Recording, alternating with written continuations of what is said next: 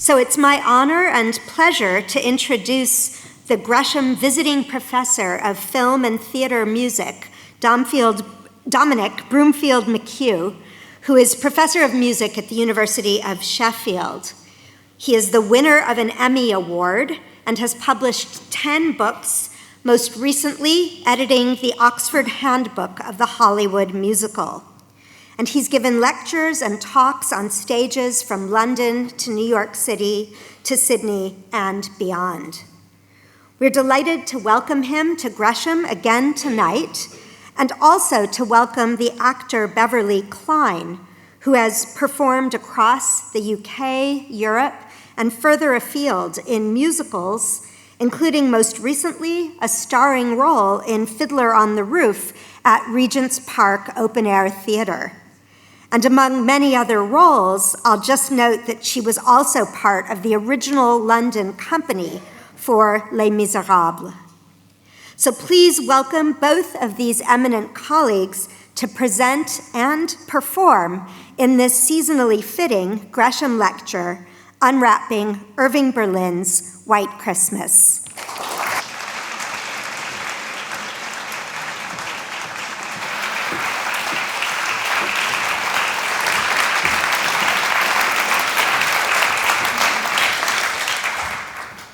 Hello, everyone, and thank you so much for coming along on this wet and cold evening. So it's nearly Christmas, and therefore I thought we'd start with a quiz question. Here we go. What links the following musicians? Okay, there we go. ABBA, Beyonce, Adele, The Smiths, The Beatles, Aerosmith, Ozzy Osbourne, Bruce Springsteen, Village People, Elton John, and the estate of Prince, the estate of Queen, and the estate of the King of the High Seas, Luciano Pavarotti.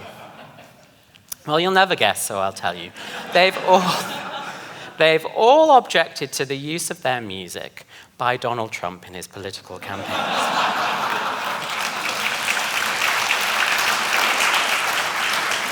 You thought it was going to be White Christmas, didn't you? Well, and since you asked, Celine Dion's heart will not go on for President-elect Trump.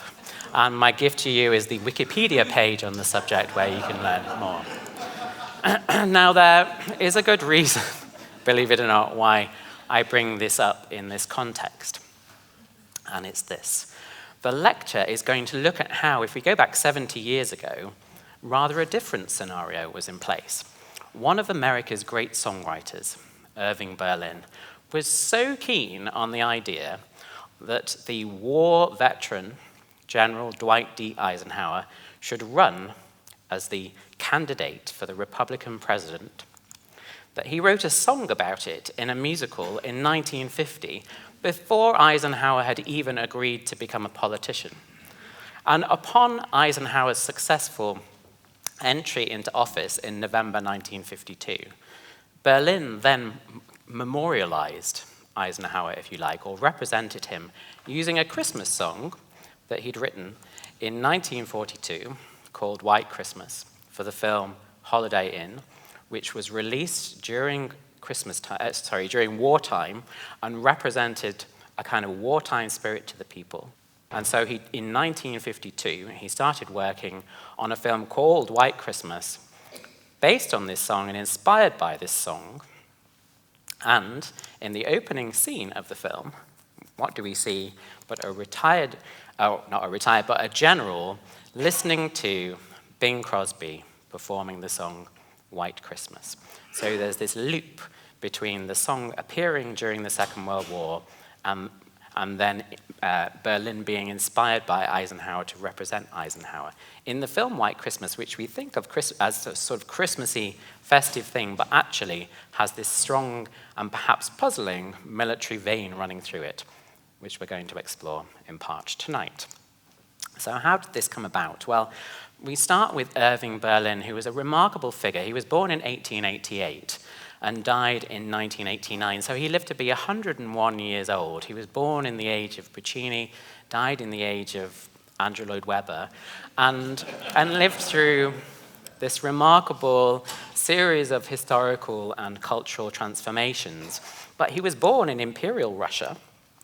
He went to America aged 5. He didn't speak or read a word of English when he went there, and he had no formal musical education. And yet, his fellow songwriter, Jerome Kern, once Berlin's career had taken off, famously said, "Irving Berlin has no place in American music. He is American music," which is quite a journey. So how did this come about? Well, partly it happened because Berlin was simply so prolific. He wrote over 1,200 published songs and several hundred that were never published. And so he had this amazing output. And almost every year he came up with another hit. Blue Skies, Putting on the Ritz, Easter Parade, Cheek to Cheek, Let's Face the Music and Dance. It went on and on. And so one of the reasons why he represented American music was simply that he was writing so much of it at such a high profile. He also affected and changed the geography of New York, of Broadway to some extent. He commissioned and had built and owned his own theatre called the Music Box, which still stands and which continues to be used today. And he even wrote a series of reviews or kind of variety shows for that theatre. He wrote the inaugural show called the Music Box Review of 1922, in which he himself appeared in a sort of spoofy autobiographical number in which he was interviewed by 8 chorus women known as the 8 Little Notes, representing the notes of the musical scale. By the mid-1930s, he had a kind of commercial clout, especially in Hollywood, that really no one could compete with.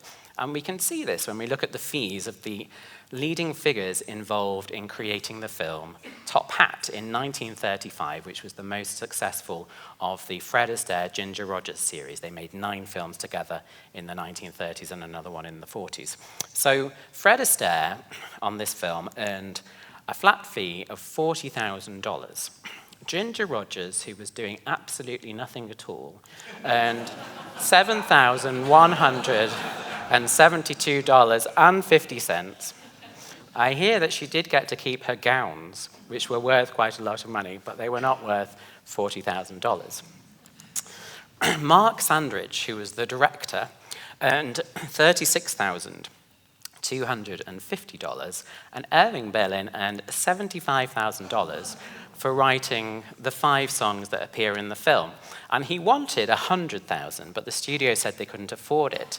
So they pacified him by allowing him to keep the copyright and publication rights on the songs, which was an extraordinary commercial move by the studio, because in those days, actually, it was the sales of sheet music and all of the sort of sales, the money generated from playing songs on the radio that actually made the studios a significant percentage of their income.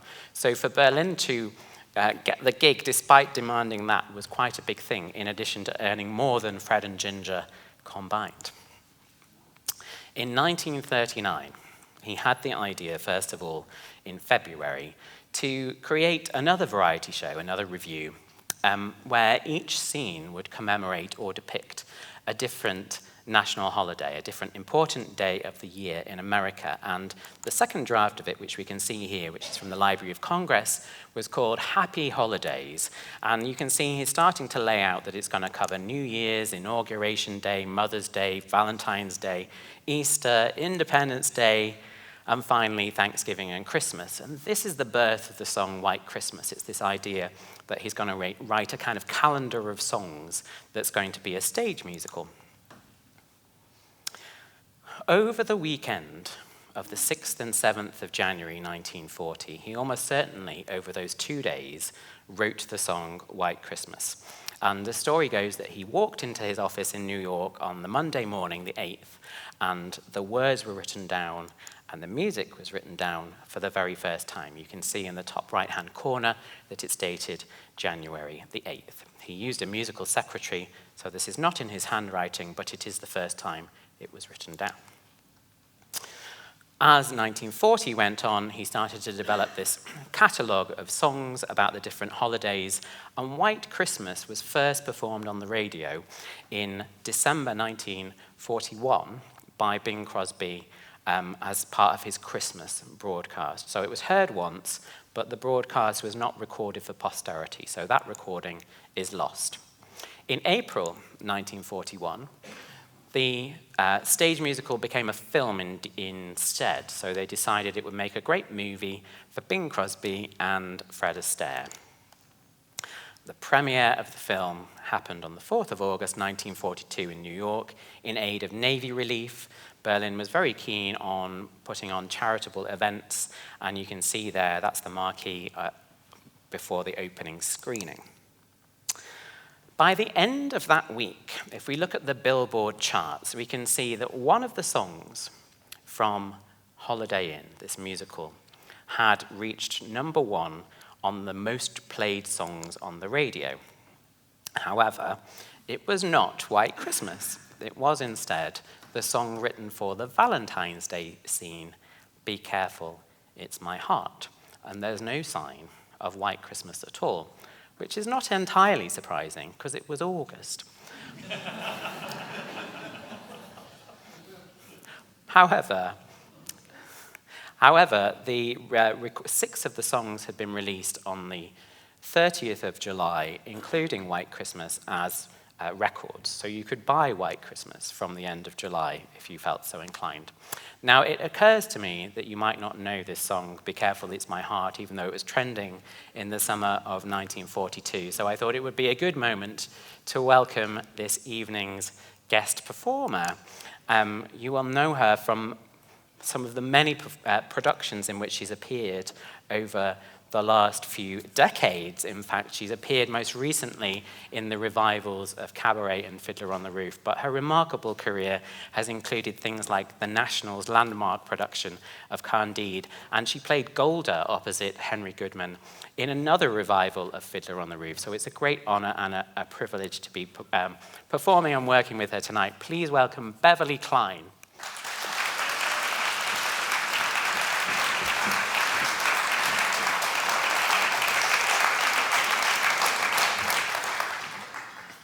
So when we were chatting, you remember we were going to chat now?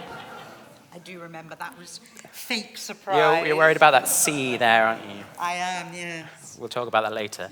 Yeah. So when we were first chatting on the phone, I expected you not to know this song either, and you went, oh yes, I know Holiday Inn. Is this something that you have watched a lot over the years, or is it something you grew up with? Well, Dominic, you know I'm a very, very elderly person, and actually it occurs to me that this film actually came out only 12 years before I was born. Mm-hmm. So it was, even though it felt old to me when I watched it, but of course I saw it on TV, black and white film, but it was one of my favourites.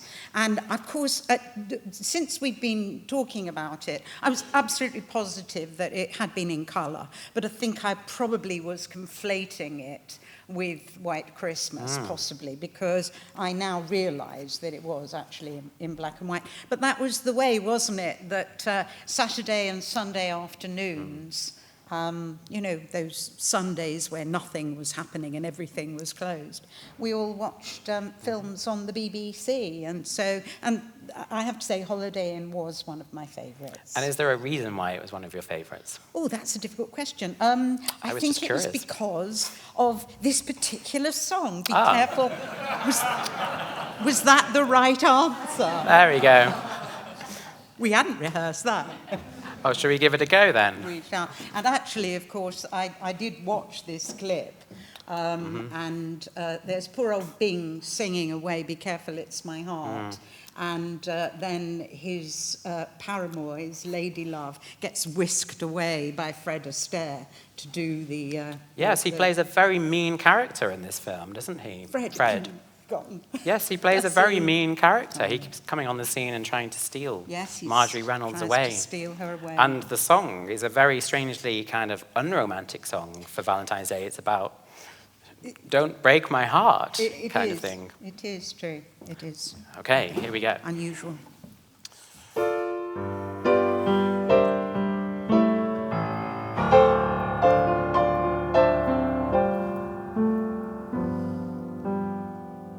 Sweetheart of mine, I've sent you a valentine, sweetheart of mine. It's more than a valentine. Be careful, it's my heart. It's not my watch you're holding, it's my heart. It's not the note I sent you, which you quickly burned. It's not the book I lent you, which you never returned.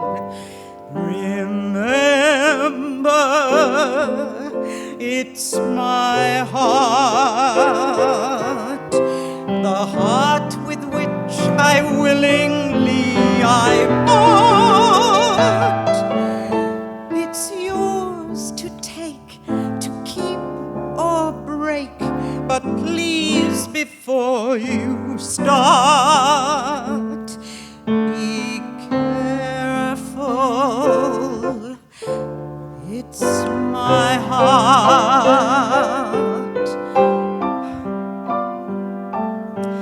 It's my heart. It's not my watch you're holding, it's my heart. It's not the note I sent you, which you quickly burned. It's not the book I lent you, which you never returned. Remember, it's my heart, the heart with which so willingly I part. It's yours to take, to keep or break, but please, before you start, be careful. It's my heart. And the wrong note.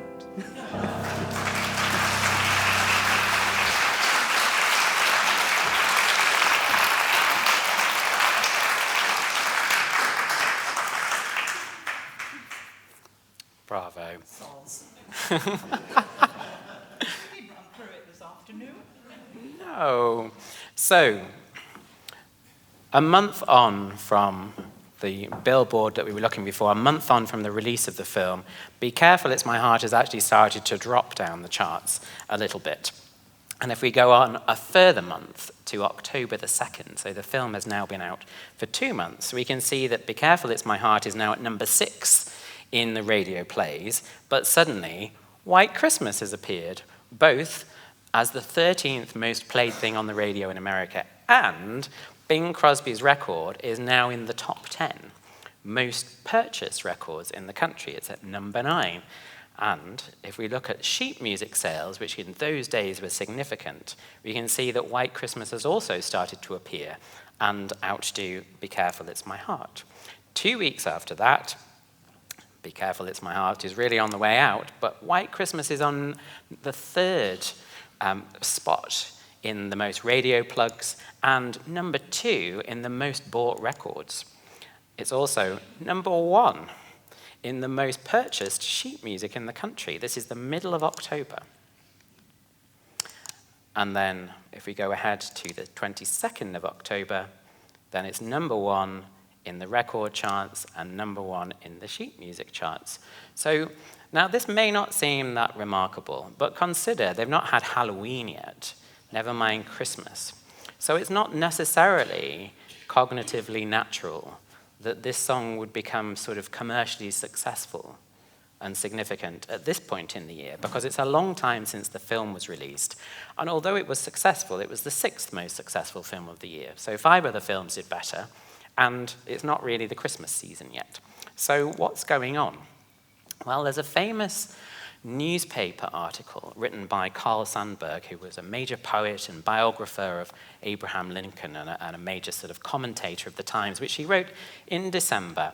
And he explains through this piece really why White Christmas, the song, was resonating this year, which is 1 year into the war as far as America is concerned. It's a year after Pearl Harbor. And he says, "We have learned to be a little sad and a little lonesome without being sickly about it. This feeling is caught in the song of 1,000 jukeboxes and the tune whistled in streets and homes, 'I'm dreaming of a white Christmas.' When we sing that, we don't hate anybody. And there are things we love that we're going to have sometime if the breaks are not too bad against us. Way down under this latest hit of his, Irving Berlin catches us where we love peace." So he's basically saying it's not about Christmas at all, which explains why it took off in October. And Berlin himself had noticed that this was happening as early as the beginning of November. He wrote a letter to Mark Sandrich, who was the director of Holiday Inn, and he reports that the previous week, in 1 week alone, they sold over 92,000 copies of the sheet music to White Christmas and 76,000 copies the week before that. And in one mailing that morning, they'd had a request for another 12,000 copies. And he describes something that was not his intention when he wrote it, but something that came to be true of its cultural reading at the time, which is that it has a quality, he says, that can be applied to the world situation as it exists today. I understand many copies are being sent to the boys overseas, and it's just possible, while it isn't a war song, it can easily be associated with it. Frankly, while we all felt this was a natural hit, I personally didn't believe it could be as much of a natural as the reaction to it shows. Later in the letter, he mentions another relevant project, which is called This Is the Army. So as if it weren't enough for Berlin to have written a successful movie that summer, he also saw the opening in July 1942 of a stage musical called This Is the Army, and he wrote this for the United States Army to produce and perform themselves. Berlin himself appeared in it, and it was designed to raise funds for the Army Emergency Relief Fund. And they ended up going all over the world with this piece. And so this was also taking off in tandem with Holiday Inn. And this takes us to the second reason why Irving Berlin is American music. It's because something that's true of a lot of his work is he was very keen to be seen to be a patriot. So, for example, he wrote the song God Bless America and gave all the royalties to the Boy and Girl Scouts of America. And he later said, "To me, God Bless America was not just a song, but an expression of my feeling towards the country which I owe, what I have and what I am." And then came 4 years later, This Is the Army. It had made $3 million for the Emergency Relief Fund within the first year of opening. Here you can see three of the chorus boys enjoying themselves in the cars, because the cast was entirely made up of soldiers. And here's the front cover of the sheet music. You can see Uncle Sam presents This Is the Army. And I picked up this song a couple of weeks ago, not intending to do anything with it. But I realized that it did reveal something about why White Christmas, the song, resonated in the zeitgeist at this moment. And it's because if we look at the opening of the song, it says, "I'm getting tired so I can sleep. I want to sleep so I can dream. I want to dream so I can be with you." And this is a soldier writing to or thinking about his loved one back at home. And so if we think about I'm dreaming of a white Christmas and the idea of dreams transporting us to another place, this triangulates with what Sandburg was talking about and with the general reception of White Christmas at the time. It was during the run of This Is the Army here in London, actually in February 1944, that Berlin met General Eisenhower for the first time. He was Supreme Commander of the Allied Forces.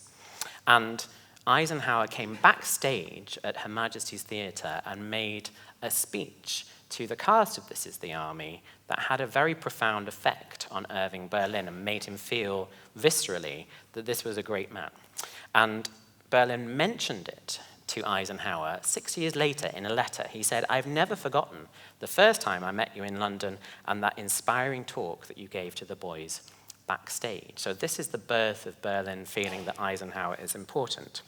By the middle of 1944, this is the army had made almost $10 million, and it was due to make around 12 million by the end of the war. So this was a significant contribution to the war effort.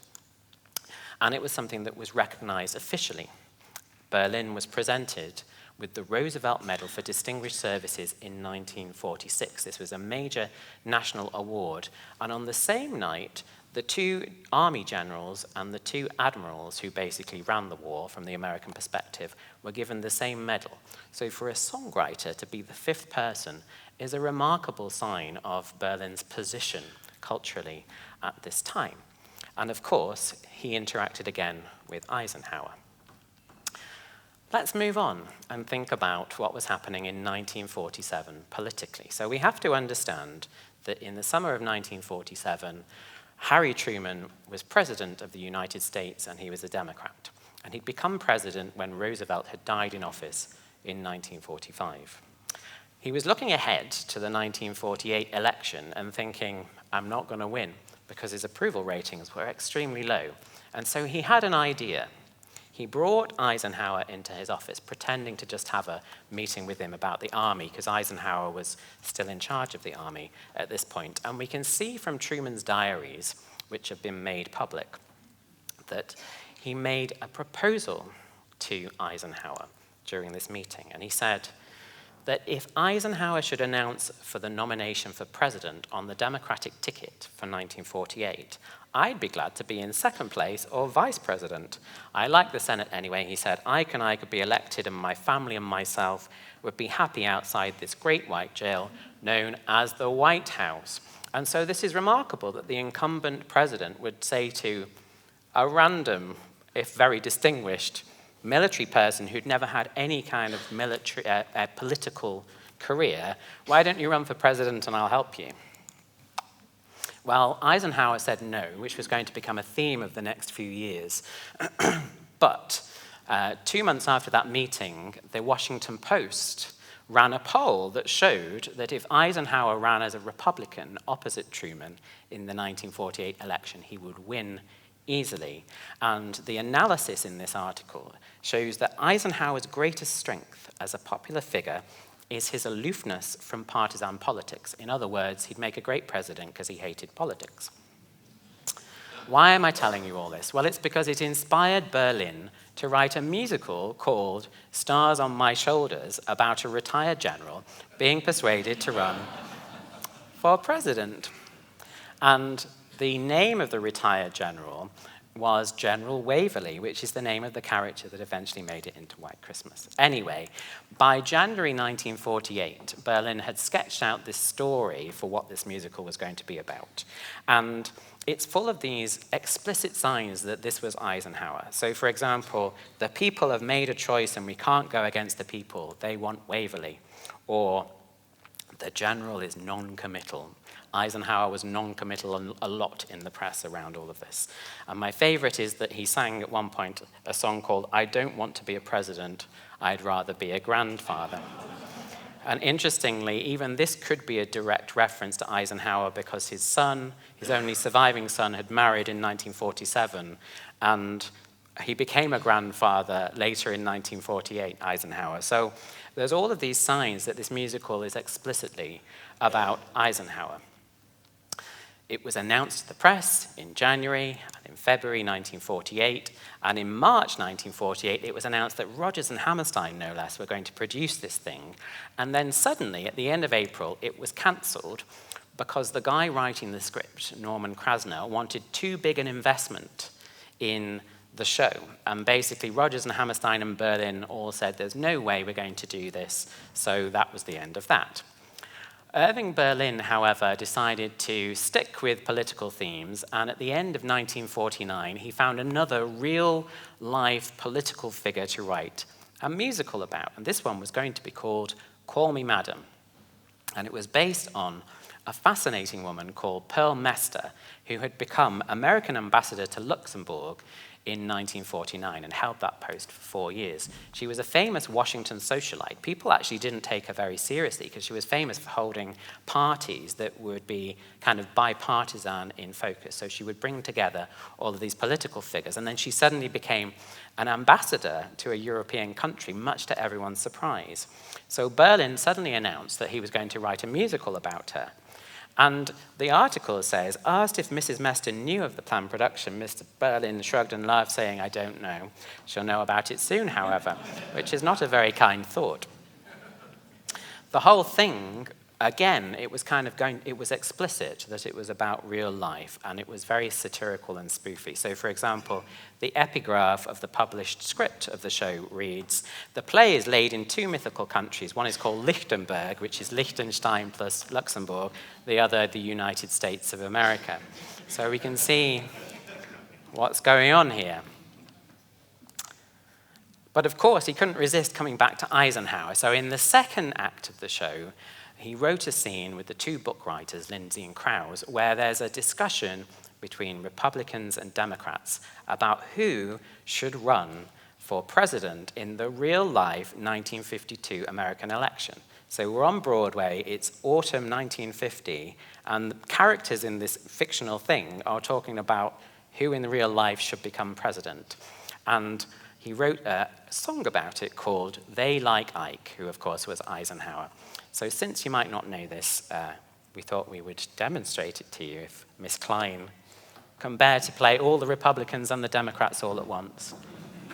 Yes, the professor has asked me to represent 2 Democrats and an entire chorus of Republicans in this. We're just going to do the first verse because it does go on for 5 verses, and I don't think you'll want that. I'm going to attempt to represent by raising my right hand, which is on your left, to be a Democrat, and to raise my left hand when I'm being the Republicans en masse. But I may find this is impossible, and I may drop it after the first few lines. So let's give it a go. I would never be so brave. Okay.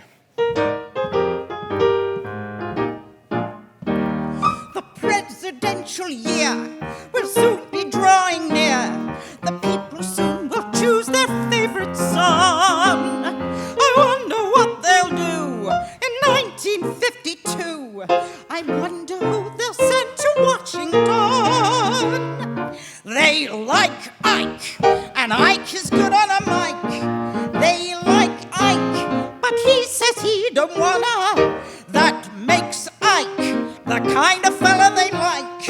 And what's more, they seem to think he's gonna, but Harry won't get out. They're in for plenty of fights. Harry won't get out.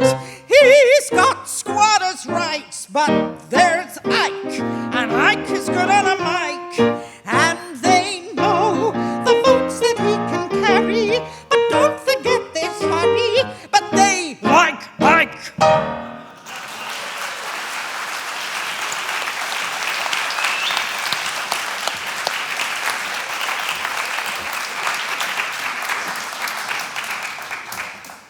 So verse 2.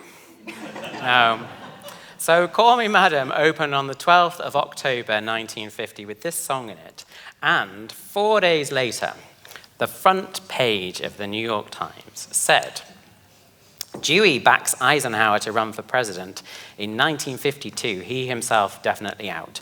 Dewey was Governor Dewey of New York, and he'd run against Truman in 1948. And to everyone's surprise, Truman had actually won. I mean, no one thought that he was going to win because the polls suggested otherwise. So for Dewey to come out and not only say he was not going to run this time, which he had been thinking of, but also Eisenhower should run when he was still not interested in being a politician, was kind of a remarkable headline. And you can see at the bottom there, it says, no comment by educator. At this point in his career, Eisenhower was president of Columbia University, so he had completely stepped away from anything military. 6 days after that, Irving Berlin wrote directly to Eisenhower and sent him this letter. First of all, he said, I was delighted to see you at our opening, so we know that he was there, and Berlin sent him a copy of the sheet music of this song, and he says, you will note my inscription. Unfortunately, I don't know what the inscription says, because the sheet music is lost. Anyway, the song is a very big hit in the show, and since the renewed front page election stuff, they applaud all through it. I needn't tell you how much I wanted this song to be a success. So Berlin is lobbying him privately and publicly to run for president. 2 months after that, Eisenhower is still really not interested in being president, but he takes a leave of absence from Columbia University to go and run NATO, which is kind of a political move.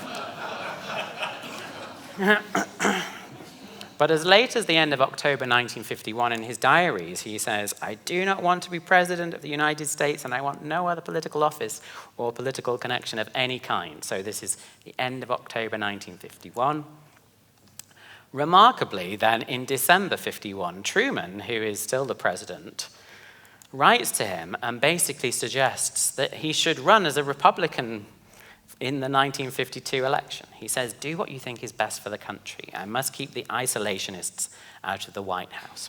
So basically, it was now clear that Senator Taft was going to run as the likely Republican nominee, and he was an isolationist. He was anti-NATO. And of course, Eisenhower was in charge of NATO. So Truman's priority here was not the party. He was thinking, what's going to happen to the country? And so he writes this letter to Eisenhower and says, please run. In January 52, Berlin is approached about performing the Ike song at a rally for Eisenhower. And he actually performed at a rally at Madison Square Garden for him in early February. On the 16th of February, finally, Eisenhower announced he would run, and in March, he won the New Hampshire primary. In July, he won the nomination. During all of this, They Like Ike, which we've just heard, became I Like Ike, because Berlin rewrote it a bit to make it a kind of one of his campaign songs. And I Like Ike became his campaign slogan. And they even released a record where you could learn the lyrics and sing along with the song yourself. It says, play it off and sing it loud, pass the word, I Like Ike. So Berlin gets very involved, and he even donated money to Eisenhower's campaign 3 times, having previously donated to the Truman campaign of 48 and before that to Roosevelt. So he switched from Democrat to Republican. He even got together with a gang of artists and people from the sports to try and openly campaign for Eisenhower. And Eisenhower wrote him several letters of thanks. Here's one from June 1952 saying, I greatly appreciate the confidence you have expressed in me, and I'm naturally proud that you think me worthy of this high office. So he was now on board, and of course he was elected in 1952. And Berlin wrote him this telegram of congratulations in that November and said, what a wonderful thing for our country to have you at this time. It was around this time that Berlin revived the idea of Stars on My Shoulders, sort of. And here we can see a copy of the complete score for White Christmas, which I took in the Library of Congress in May. It's a beautifully bound volume with all the music in it. And what Berlin decided to do was to, with the story, was to take bits of the story, including the retired general from Stars on My Shoulders, and then mix in a bit of Holiday Inn as well, and it sort of became the film White Christmas. But to form the score, he took 3 songs that he'd written from Stars on My Shoulders that were explicitly about this Eisenhower-ish figure. One is called The Old Man, one is called Gee, I Wish I Was Back in the Army, and the third one, What Can You Do with a General When He Stops Being a General? He performed Gee, I Wish I Was Back in the Army at the White House in March 1954. So this is before White Christmas, the film, has been released, and Eisenhower said he liked it. Berlin also took a song that was cut from Call Me Madam, so it was performed in front of an audience a few times during previews, and they got rid of it, and it was called Free, and Berlin took this song and added new lyrics to it so that it became a song from White Christmas. And so we're going to demonstrate a little bit of this now. Not least a little bit, not least because the free version of it is really not that great. One of the things that Berlin was really good at was being self-critical. He would perform a new song in front of people, and if they didn't love it, he would throw it away. So this is the song Free. or the beginning of it. Free, the only thing I want on earth is to be free. Free to disagree with those who disagree with me. Free to close my door at night and never turn the key. Free to fall asleep at night and slumber peacefully.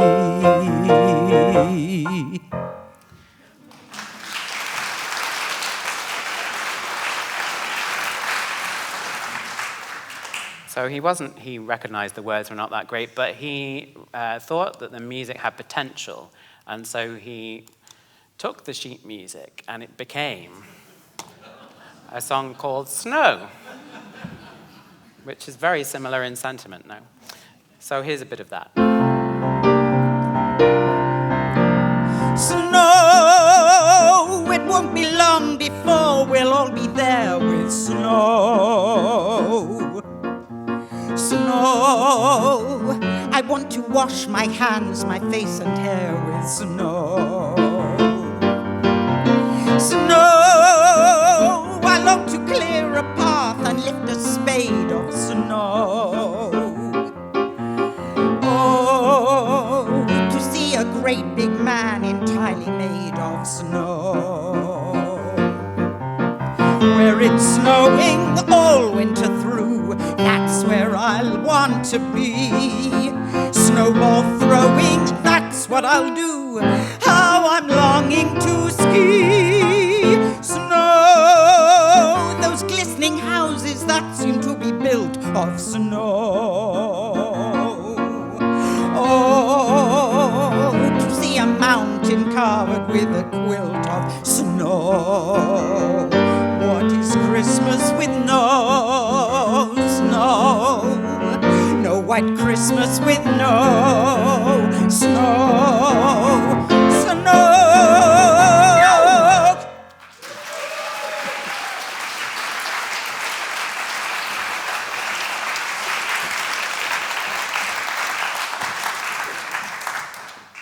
So there you go, that's how songs are made. In July 1954, Eisenhower awarded one of the two greatest honors of civilian life in America, the Congressional Gold Medal, to Berlin, and the signing happened in the Oval Office. You can see there they are shaking hands. And this was specifically for his services to songwriting, including God Bless America, which was the only song mentioned in the citation. 3 months after that, White Christmas opened, a film about the efforts of two entertainers to honor their now retired Army General. There are the entertainers, and there is the Army General representing Eisenhower. He even looks a bit like him.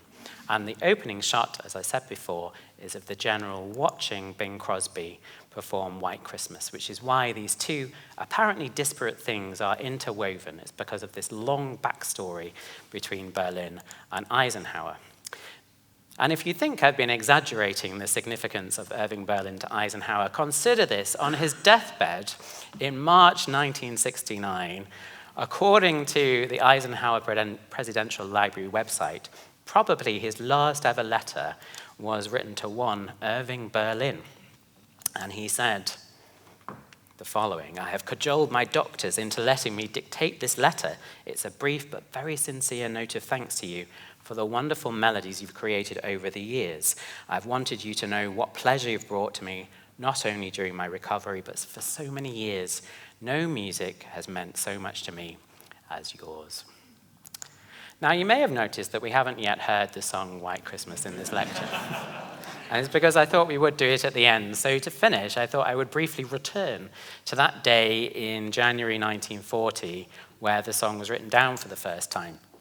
In the Library of Congress, we have this typed lyric sheet that I mentioned before, but I didn't mention that there is one thing about it that isn't familiar from what we know of the song, which is that the lyric for the second half of the refrain goes, "I'm thinking of a white Christmas with every Christmas card I write," so we're not dreaming in this version. The other thing that was a bit tricky for Berlin was writing down music, because he was entirely self-taught, and so he had a slightly strange relationship with the piano. He had special pianos made because he only wanted to play in F-sharp major wherever possible, so that he could play mainly the black keys. And so he had special pianos made, one of which has just been given to my friends at the Great American Songbook Foundation in Indiana. You can now go and visit it and play it. And if you look on the right here, you can see that there's a little lever, and what the lever allowed him to do was to move the entire keyboard up or down to hit the hammers in different places. So he would be playing the same thing, but it would be heard in different keys by the person listening. And he would know which key he was playing in because there was a little sort of triangular thing there that told him he was playing in C major or whatever key he was playing in. Maybe next year we can have the piano shipped over and I can show you. So he wasn't comfortable reading and writing music. He wrote a little bit and read a little bit, but wasn't very comfortable. So he relied on this guy, Helmi Kraiser, who was himself a sort of minor songwriter, to write everything down at his dictation. And so this first manuscript that we have of the song is actually in Kraiser's hand and not in Irving Berlin's hand. The only copy of it we have in Berlin's hand is from 1949, bizarrely. He seems to have copied it out so that there was a version in his handwriting. And when I looked at this, I was surprised to see that in two places you can make out quite distinctly that parts of the melody have been rewritten. And so I thought I would play for you how it might have sounded. Here we go.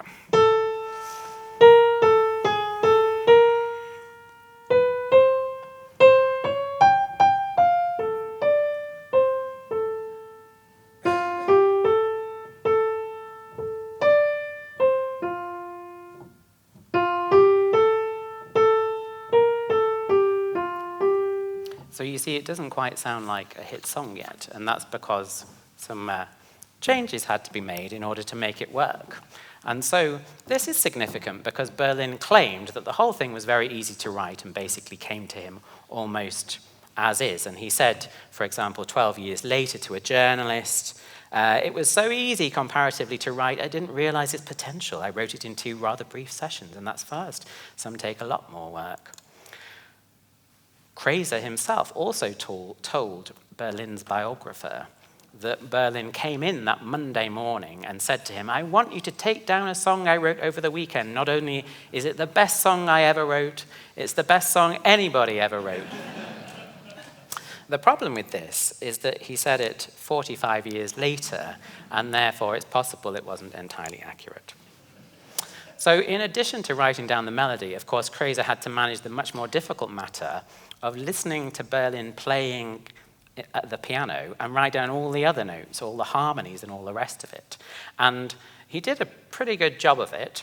This is kind of an almost exact version of the song, but there is an insert of 2 corrections to the refrain in his handwriting. So to get ultra nerdy at the end, I thought I'd show you the 2 changes that were made to the harmony in this song between Berlin writing it and then it being finalized. So first of all, we have this bit.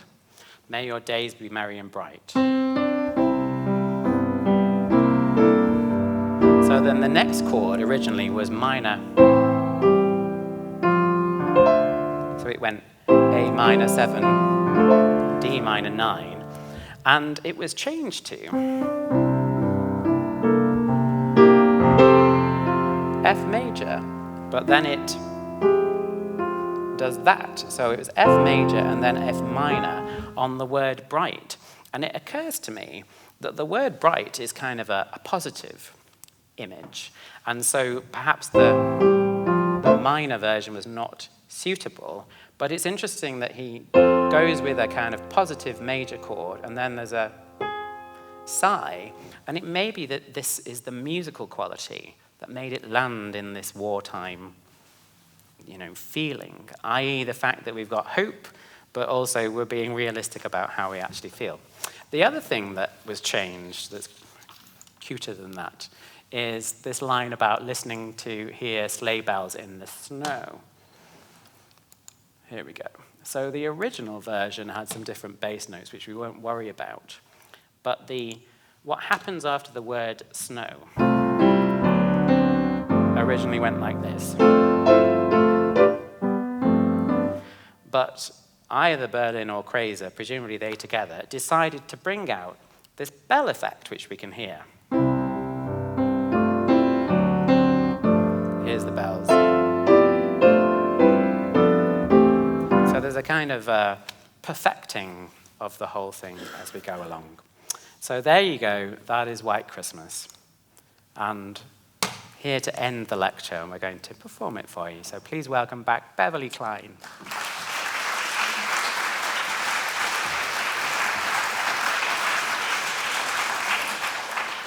Which version are we doing? All of them. I'll hold my hand up like this. Oh. For the...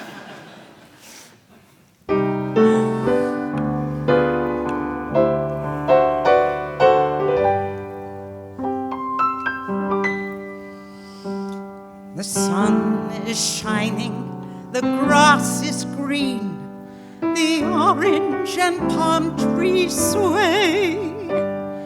There's never been such a day in Beverly Hills, LA. But it's December the 24th, and I am longing to be up north.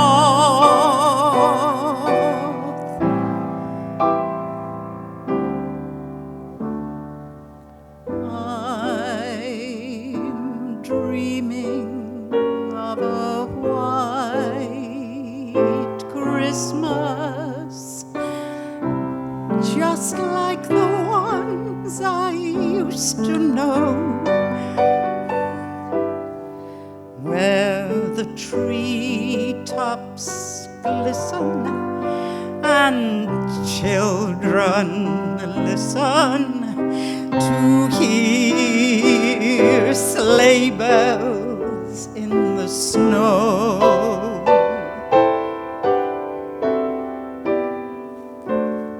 I'm dreaming of a white Christmas, with every Christmas card I write. May your days be merry and bright, and may all your Christmases be white.